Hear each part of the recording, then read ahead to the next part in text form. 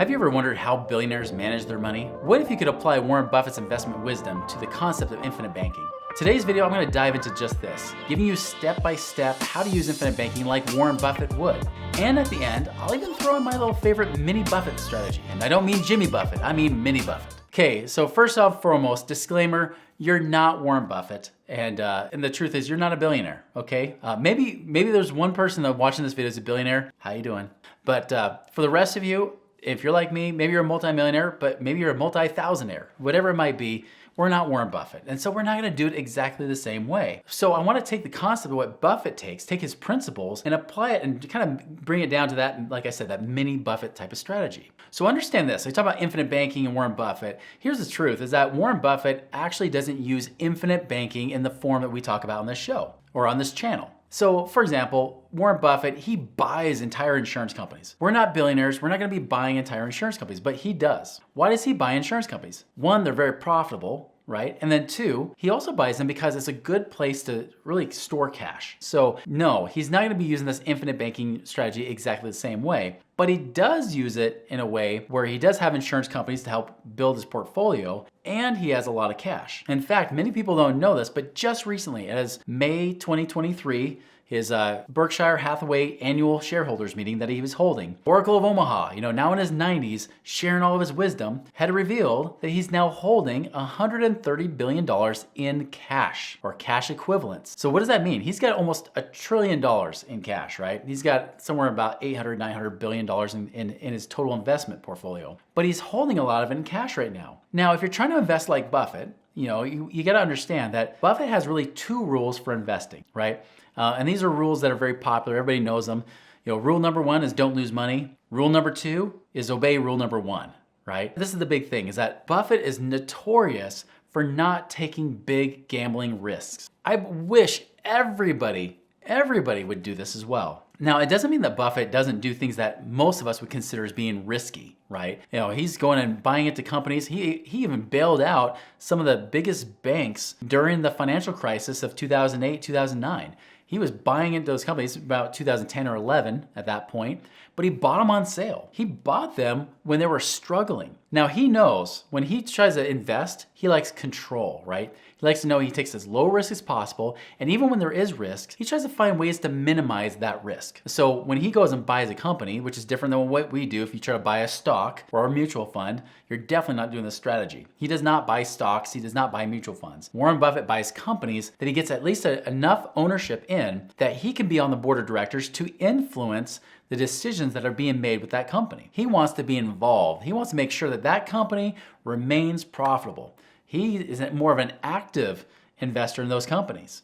Now, he's not doing all the work. He's not the CEO necessarily, although sometimes he's done that role.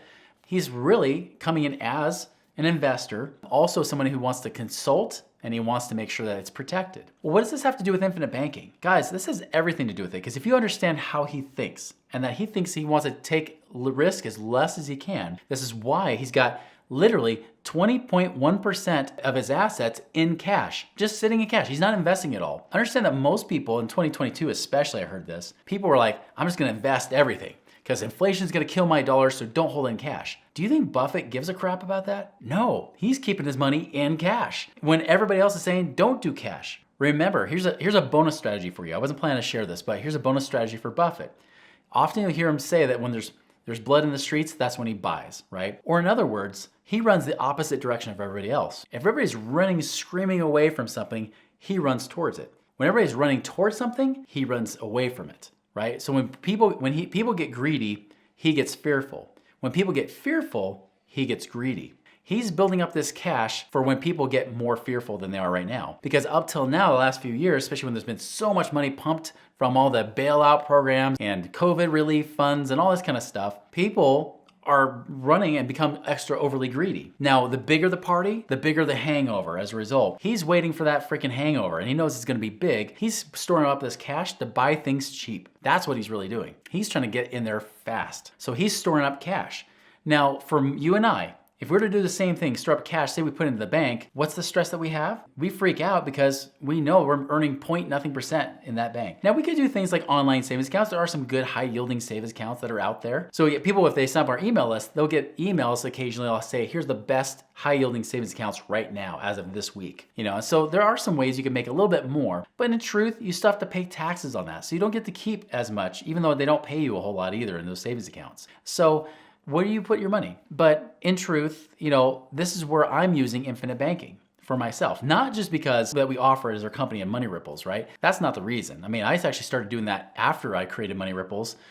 Even after I've been doing it for years, I wasn't even offering it as a thing in Money Ripples. But what I see is the power of having liquid cash, being ready for those opportunities when people don't have cash. The problem is right now, most people don't have cash to invest. They've invested everything they can, they've thrown it in all these different places, and now it's out. And now they're trying to save up money for the next thing. But the problem is this, is that with inflation, expenses are going up, it's making it harder and harder to save more money. And as a result too, most people will lock up their money in 401ks and IRAs, or they'll put it in the equity of their house, it's locked up there. And if all of a sudden banks stop lending money from your house, or the 401ks and IRAs stop producing, you lose money in those, not to mention they're locked up because they have penalties and limits and all that kind of stuff in there, your cash is not really available. The person that's gonna win in this next financial crisis is the person that has cash. But storing it in the savings account may not be the best bet. That's where we use infinite banking.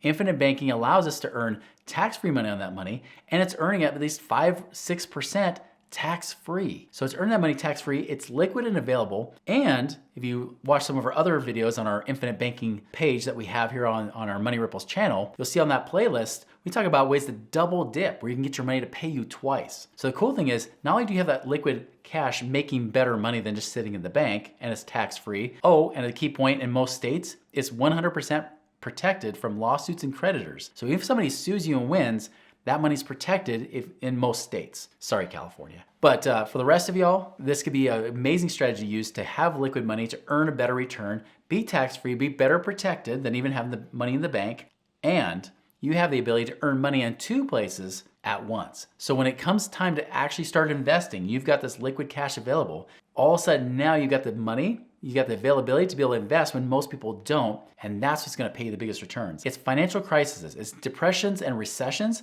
is when people become the richest. Not because you're profiting off other people, not because of anything bad. You become rich because you are able to buy when nobody else can. That makes your money more valuable than the other person's. Right now, it is so important to have liquid cash available for those opportunities. There's still great investments to do right now, but there's gonna be even better investments coming as well. The key is, will you be ready? Will you be liquid? Will you be like Buffett and have the money available so you can actually go and invest it? That's the challenge I have for you. Guys, I would love to hear what are some of your favorite rules? What are some things that you've been able to do? Or what are you thinking about having liquid cash? Love to hear your comments below. And if you haven't checked out this video, you've gotta check out Dave Ramsey, where he looks at Stephan's portfolio. It'll shock you the things that he said and what even Dave Ramsey admitted that he wouldn't normally admit on the air. So check that video out.